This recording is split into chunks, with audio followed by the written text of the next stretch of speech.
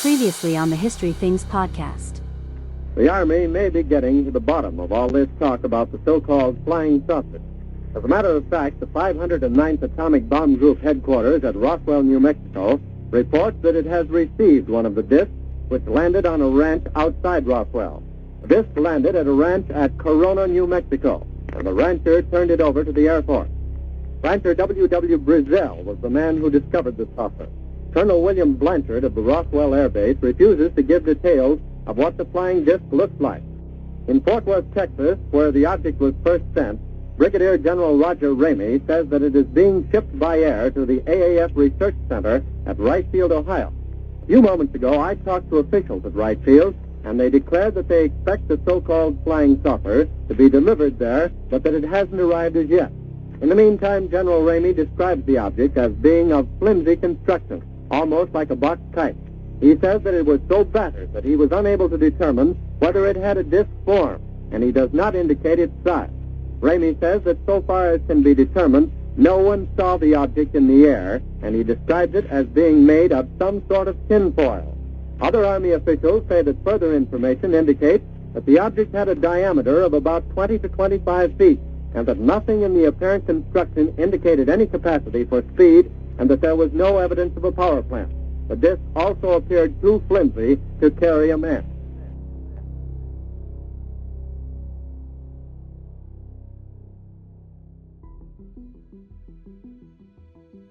The swift retraction didn't quell the rumors as intended. Instead, it fueled them. Why the sudden change in story? Why the secrecy? Why the urgency to dismiss the flying saucer claim? Even with so many eyewitnesses to both the strange light in the sky that seemed to fall to the earth, and even stranger debris from an allegedly disc-shaped craft. Oh yeah, plus the initial press on all this was issued directly from the Army at Roswell Army Airfield. It said that it was a flying saucer initially. The strange reversal didn't just come from the military officials, but it also came from key civilian eyewitnesses. One such witness, rancher Mac Brazel, was again brought under military escort into town and to the offices of the Roswell Daily Record. There he gave reporters, including R.A. Adair and Jason Kellehy from the Associated Press, a news story about what he found on the Foster Ranch. Yeah, I think it's time we set the record straight. I reckon I knew all along that stuff out there wasn't from outer space. Brazel now claimed to have found the debris on June 14th, not on the 5th of July, as he had initially told the sheriff's department. You found this a half month earlier? Yeah, thereabouts. I mean, it just lay out there for a while. I didn't think nothing of it. He said he now thought that it resembled a weather balloon. He also says he found a weather observation device and balloons on previous occasions and just hadn't reported them, while restating that what he found matched those weather balloons. Brazel also reached out by telephone to Frank Joyce from KGFL Radio to tell his news story, one that was significantly different from the one he had told to Joyce on Sunday. When that was pointed out to him by Frank Joyce, Brazel responded that it, quote-unquote, would go hard on him if he didn't tell the new story. In addition to issuing new press releases and new and contradictory testimony from key witnesses, an intelligence officer from Roswell Army Airfield swept through the town of Roswell, picking up copies of Lieutenant Haught's earlier press releases, including those at the 2 radio stations. The Las Vegas Review-Journal, along with dozens of other newspapers, began carrying the headline, quote, "Reports of flying saucers whizzing through the sky fell off sharply today as the Army and the Navy began a concentrated campaign to stop the rumors," end quote. The story also reported that AAF headquarters in Washington delivered a blistering rebuke to officers at Roswell. By Friday, July 11th, 1947, debriefings of all known witnesses were well underway. Military and civilian alike were being forcefully instructed, often with threats of physical harm or death, to remain silent about what they had seen, as a recovery operation was now designated as a highly classified event. So if Major Marcel had done the thing he did at 2 a.m. with his family now... That's correct. Now it would be a problem. Now that would be a total... Now that'd be a violation. Right. Back on July 5th, Fire Chief Dan Dwyer had responded to what he thought was a downed aircraft, and according to his testimony, allegedly turned out to be so much more.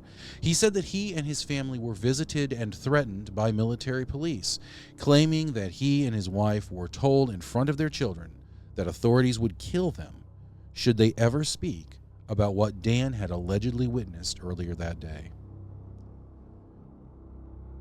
Sheriff George Wilcox's widow would claim on her deathbed that her husband had told her that military police came to the jailhouse and told George that if he ever told anything to anyone about the incident, not only would he be killed, but his entire family would be killed as well. On Tuesday, July 15th, Mac Brazel returned to his home on the Foster Ranch after having been sequestered in a guest house on the air base by military orders and repeatedly interrogated over the last 10 days. All he would ever say about his experience was that the interrogators asked the same questions over and over and over again, and that folks were better off not knowing what really happened. By now, most of the world had moved on from the story and were starting to forget that a flying saucer supposedly crashed in the New Mexico desert.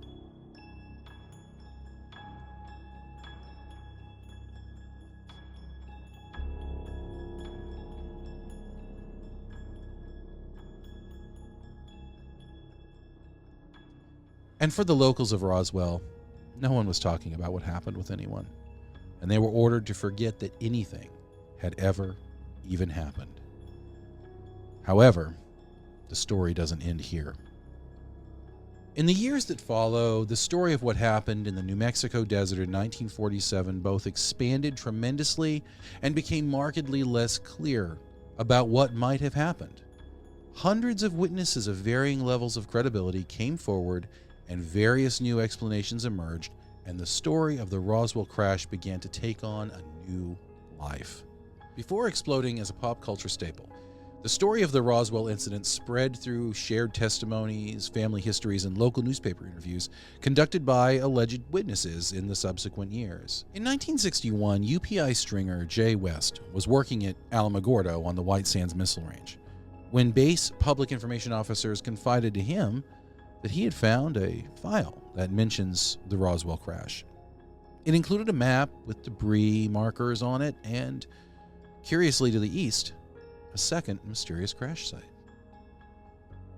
In July of 1969, as Neil Armstrong and Buzz Aldrin became the first human beings to walk on the surface of the moon, as Sergeant Melvin Brown, who is now retired, watched with his family, he told them that he had seen the wreckage and bodies of an extraterrestrial craft and its occupants.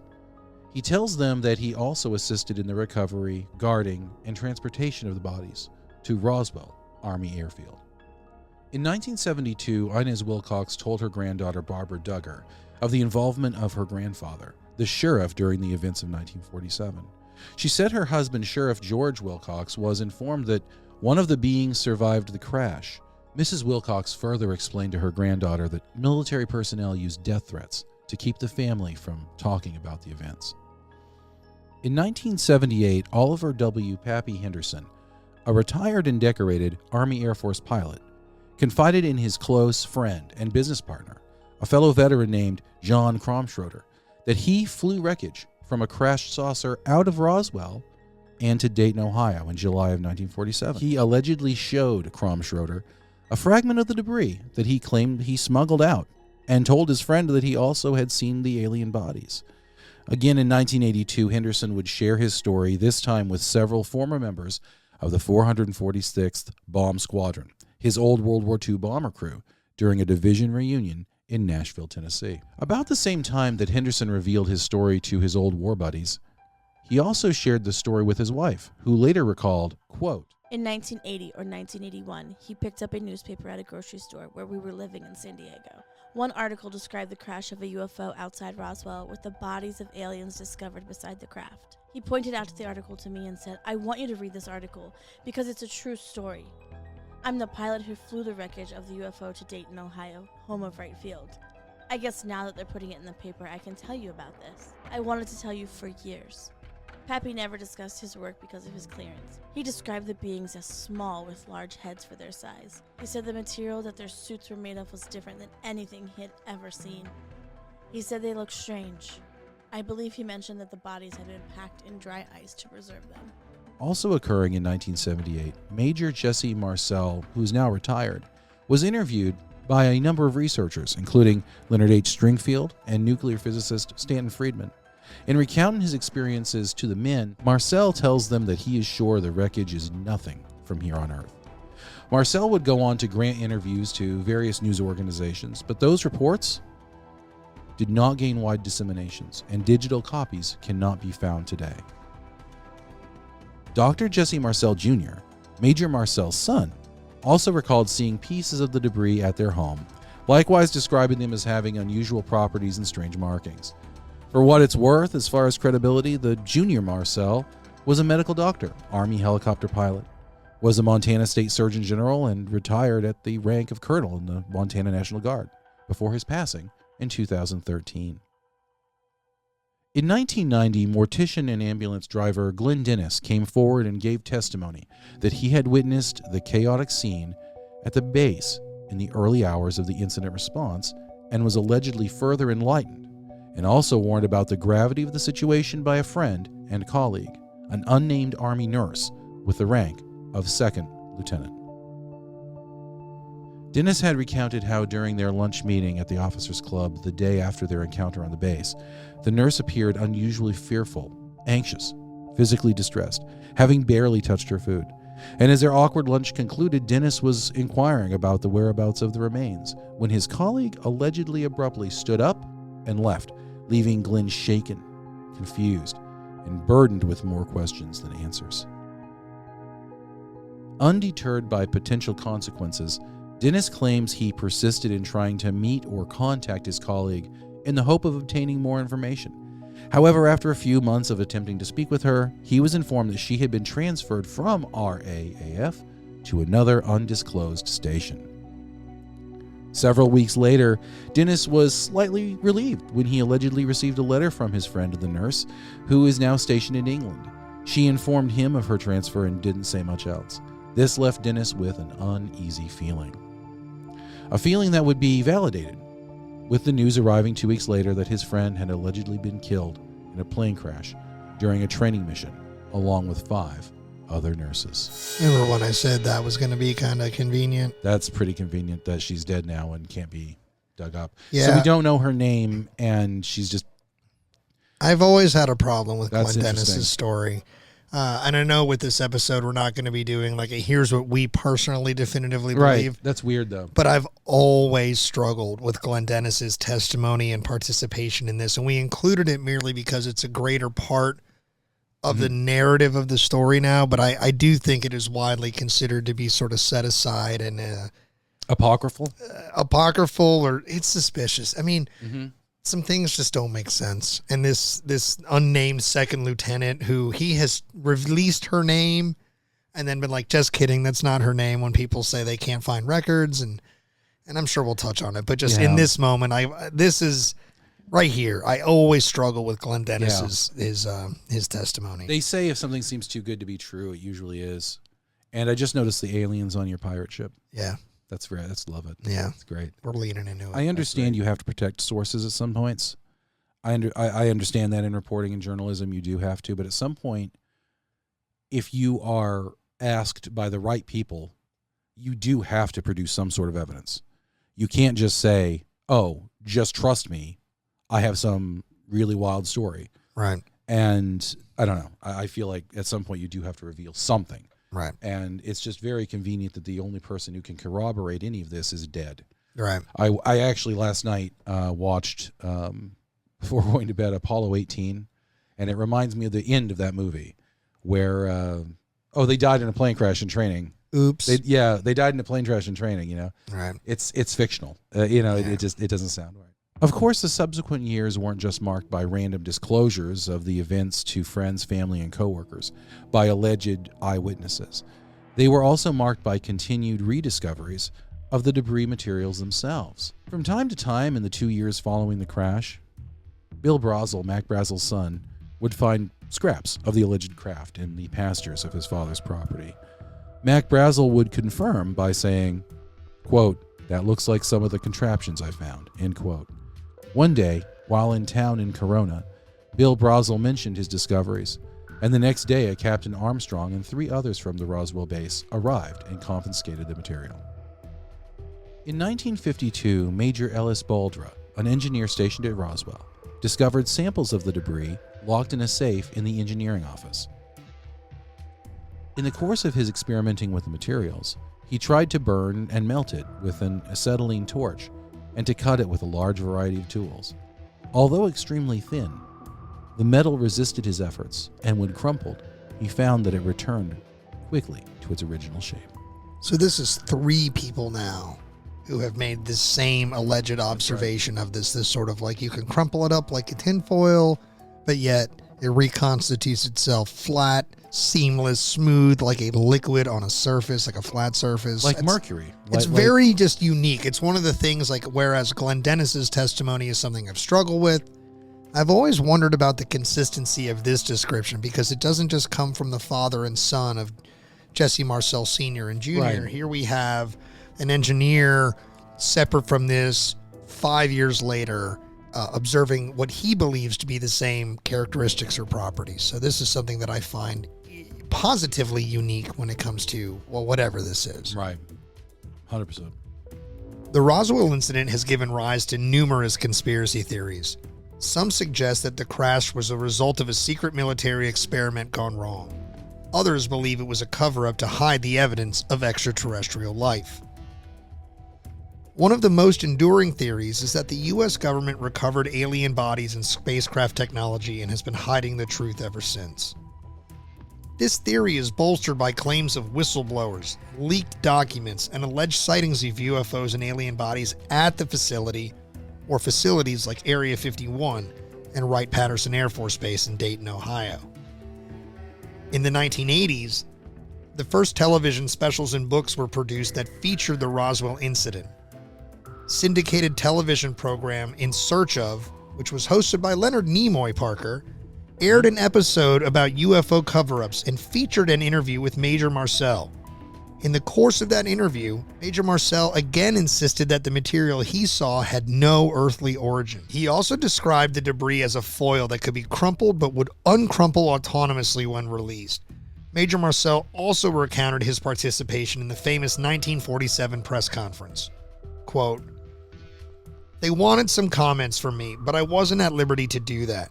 So all I could do was keep my mouth shut.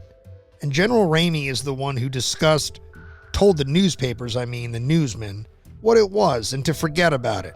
It's nothing more than a weather observation balloon. Of course, we both knew differently." In October of 1980, the Roswell incident by Charles Berlitz and Bill Moore was published, after interviewing more than 70 witnesses. Anthropologist Charles Ziegler described the 1980 book as, quote-unquote, version 1 of the popular Roswell myth. Berlitz and Moore's narrative was the dominant version of the Roswell legend during the 1980s and early 1990s, as pop culture began to explore and engage in the story and concepts of UFOs, alleged crashes, and alien abductions. The book argues that an extraterrestrial craft was flying over the New Mexico desert to observe nuclear weapons activity when a lightning strike killed the alien crew. It alleges that, after recovering the crashed alien technology, the U.S. government engaged in a cover-up to prevent mass panic. The Roswell incident quoted Marcel's later description of the debris as nothing made on this earth. The book claims that in some photographs, the debris recovered by Marcel had been substituted with the debris from a weather device, despite no visible differences in the photographed material. The book's claims of unusual debris were contradicted by the mundane details provided by Captain Sheridan Cavett, who had gathered the material with Marcel. The Roswell incident introduced the recovery of alien bodies to a mass audience via the second-hand legends of deceased civil engineer Grady Barney Barrett, purportedly found by archaeologists on the plains of San Augustine. In 1991, Kevin Randall and Donald Schmidt published UFO Crash at Roswell.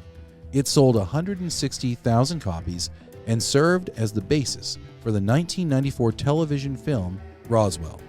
Randall and Schmidt added testimony from 100 new witnesses.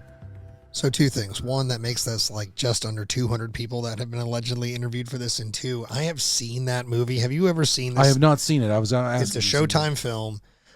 We mentioned this back in our Dungeons and Dragons and Satanic Panic episode, but we were talking about like kind of thank God for the era of made-for-TV movies.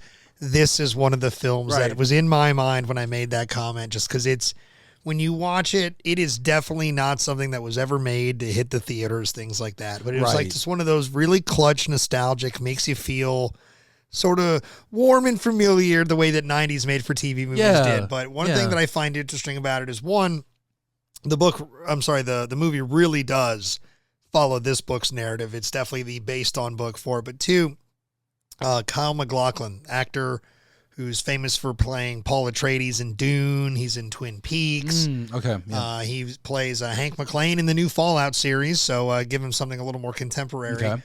He plays Major Jesse Marcel.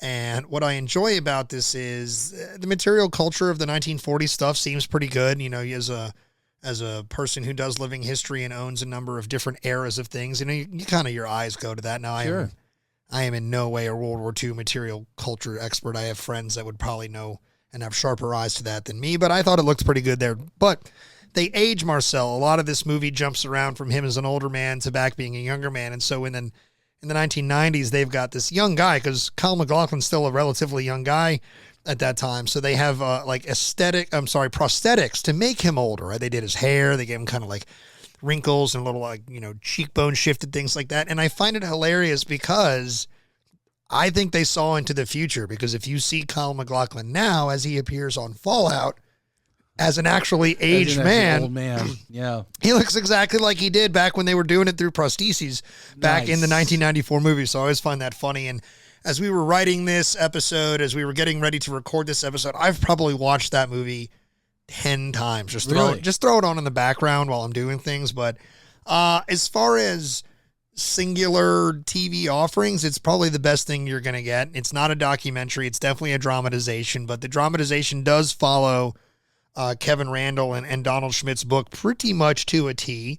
Whereas, you know, a lot of film adaptations, you know, stray from the book, things like that. This does a pretty good job of staying faithful to the book. Take the book for what you want, right? Take this entire subject for what you want. Again, you know, we're presenting this as no matter how we feel about Roswell at the end of the day, this is something that on some level happened historically, whether it was legitimately this balloon. We'll talk about all these things, but the movie was definitely something that was, you know, part of my youth that helped pique my interest in this subject, and definitely was a nostalgic thing to come back to. And I was fondly thinking of our made-for-TV comment, and it was like, yes, this is one of those movies. How do you feel? Let me explore just one kind of historical context of this. So in the 1980s, we had that book, Berlitz, right? That was the Berlitz book, where he got 100 new witnesses there. On top of, we got 70 with those guys. 70 and then with Kevin those. Randall and them added. So now there's like 170 plus the... So between the 4 authors and the 2 dozen books, we're talking just under like 170, 180 alleged eyewitnesses. And these new eyewitnesses, these 100 new ones came... after the first book. After the first book. So was this more of a, well, hey, if they can talk about it now, I'm at liberty to talk about it situation? Or was, how do you, I guess it's one of the things that makes it's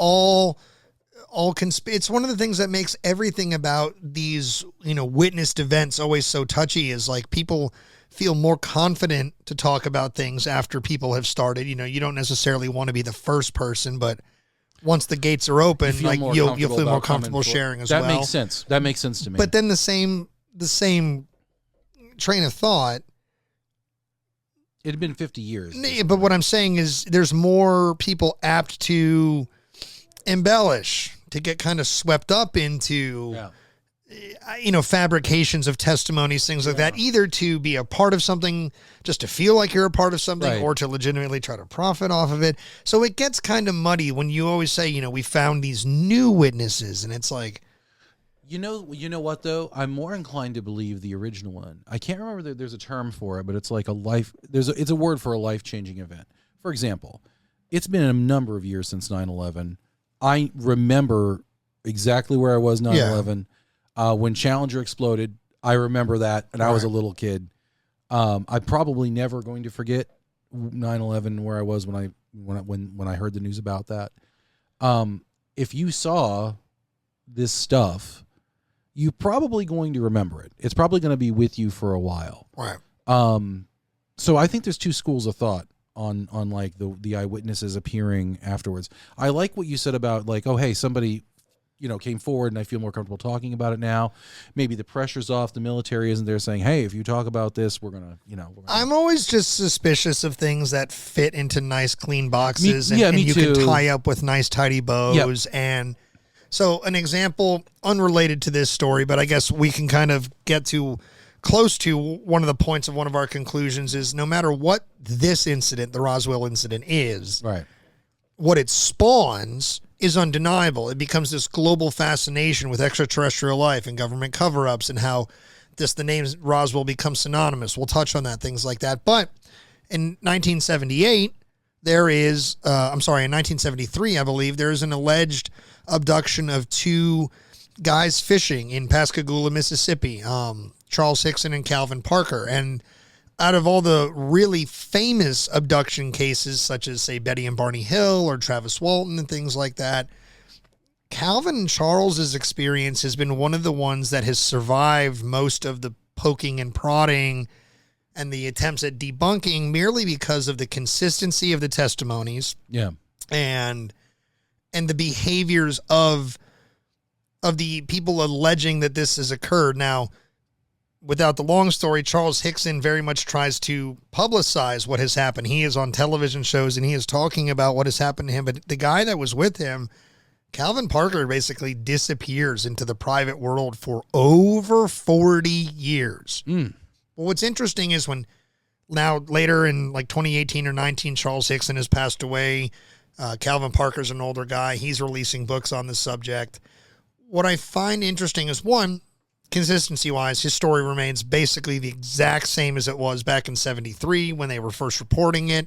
And the very few times he pops up on the public radar along the subsequent decades, things like that, his story stays the same. But what it also did when he released his first and only book on the subject at the time was other people started to write him and kind of be like, hey, I actually witnessed part of your event in 1973, blah, blah, blah, blah, blah. And while it's like, oh my God, and they have so many things and observations and claims that these readers or whatever make that say, hey, I witnessed your thing, blah, blah, blah. Wow.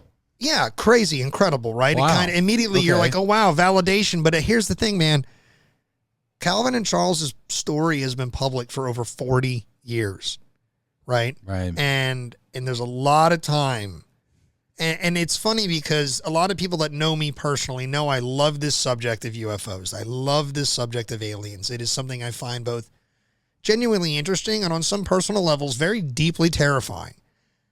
And yet, Sure. as much of a believer as I truly am, like I personally believe intelligent life exists in the universe simply because it would be arrogant to assume that us on this little space rock are the only place it happens. But on some level, I think I personally believe in maybe the gray alien or some sort of whatever. But without that being in all those things, I am a highly skeptical person.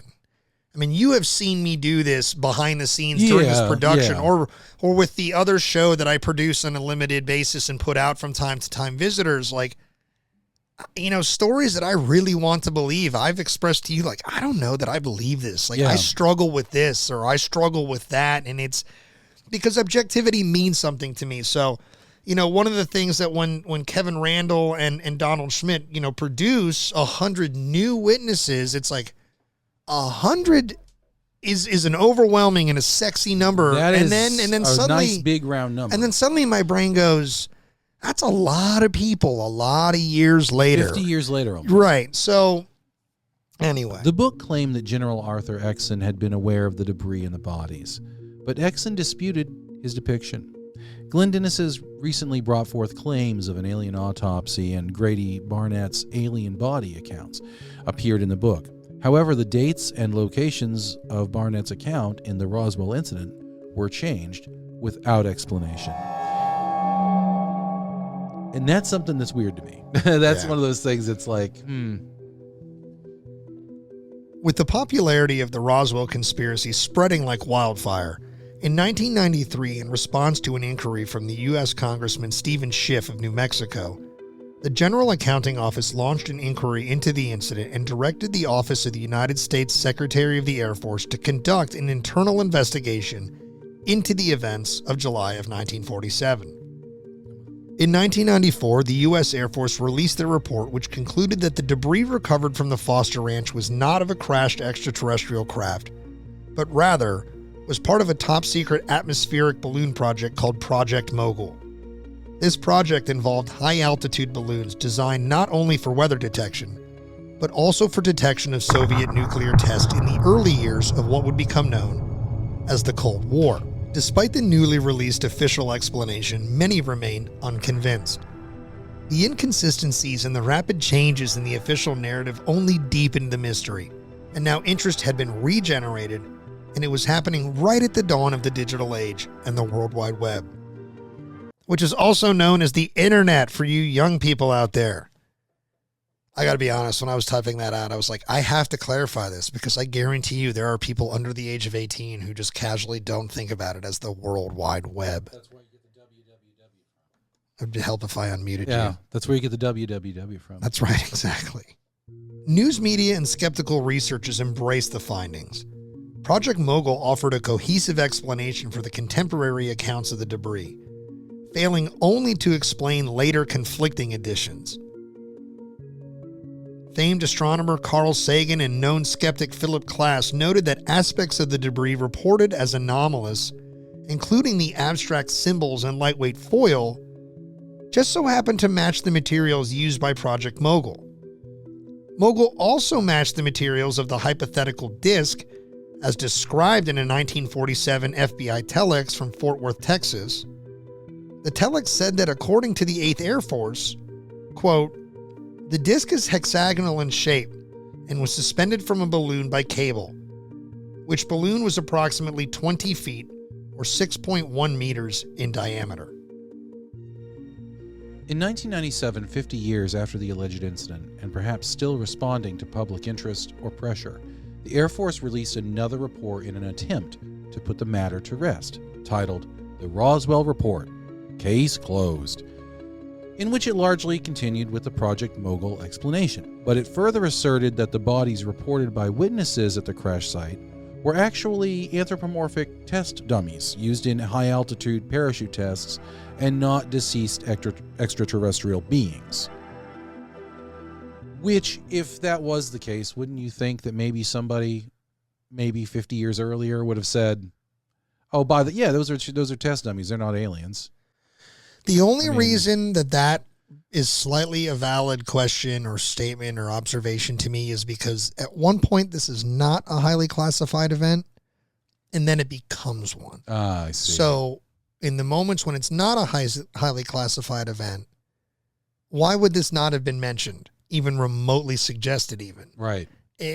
That's another one of those, that's really convenient, but also think about what we were just being critical of with eyewitnesses. Mm-hmm. Yeah. Hey, federal government, this is 50 years later for you as well, like hyper convenient to start attaching all these things. And anthropomorphic, usually that would mean to be anatomical to a human, to basically take the place of a human, right? Right. So why are you going to make a bunch of dummies that are like 4 feet tall with giant heads? Right. And so that's the thing, is like the way these are being described is they're all child size. Yeah. Right? I mean, what is the Army going to do? Just start throwing kids out of planes?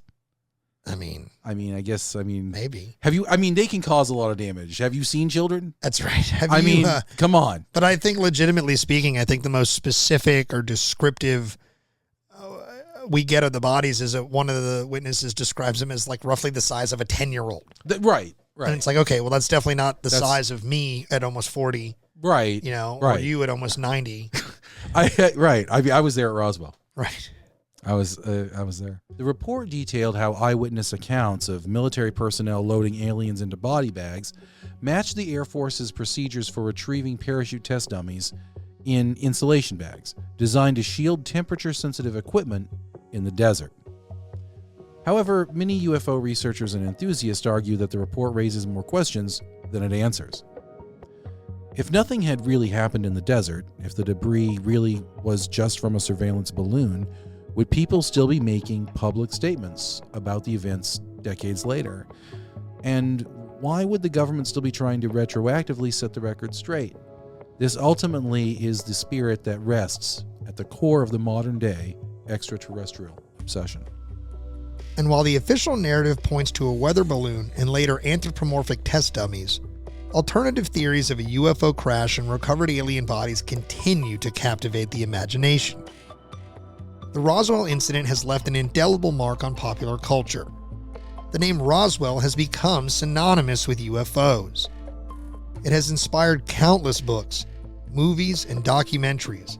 It has fueled the modern UFO movement and has become a symbol of government secrecy, cover-ups, and a quest for the truth. In Roswell, New Mexico, the incident is commemorated annually with a UFO festival, attracting thousands of visitors from across the world. The International UFO Museum and Research Center stands as a testament to the town's connection to the event and its ongoing exploration of the phenomenon. The legacy of Roswell is complex. It's a story of intrigue, skepticism, and the enduring human desire to understand the unknown. Despite decades of investigation, the question remains, what really happened in Roswell in 1947? In recent years, former intelligence officials have hinted at the possibility of recovered non-human biological samples and engineered materials. These statements have reignited interest in the Roswell incident and have led to calls for greater transparency and disclosure. The truth, however, remains elusive. The U.S. government maintains that the incident was a result of a military experiment and that no extraterrestrial life was involved. Researchers, enthusiasts, and skeptics alike continue to delve into the mystery, seeking answers to questions that have persisted for over 7 decades. What happened in the New Mexico desert in July of 1947? If alien bodies were recovered, who are they? Where are they from? What do they want?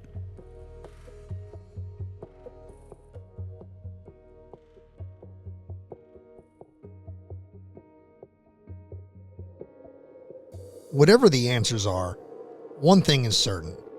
Roswell has become a part of our history one way or the other. And as we look to the future, the Roswell incident serves as a reminder of the complexities of government secrecy at the dawn of the atomic age and the Cold War with the Soviet Union, the nature of belief, and the enduring human fascination with the unknown. Thank you all for joining us on this journey into one of history's most enduring mysteries of the 20th century. If you found this episode intriguing, please consider subscribing, leaving a review, and sharing it with others who are curious about history or the history of the unknown. Make sure you're following us on our social media, guys, Facebook, Instagram, and YouTube, searching for the History Things podcast. And until next time, Parker, keep questioning, keep exploring, and keep looking to the skies. We will catch you all later.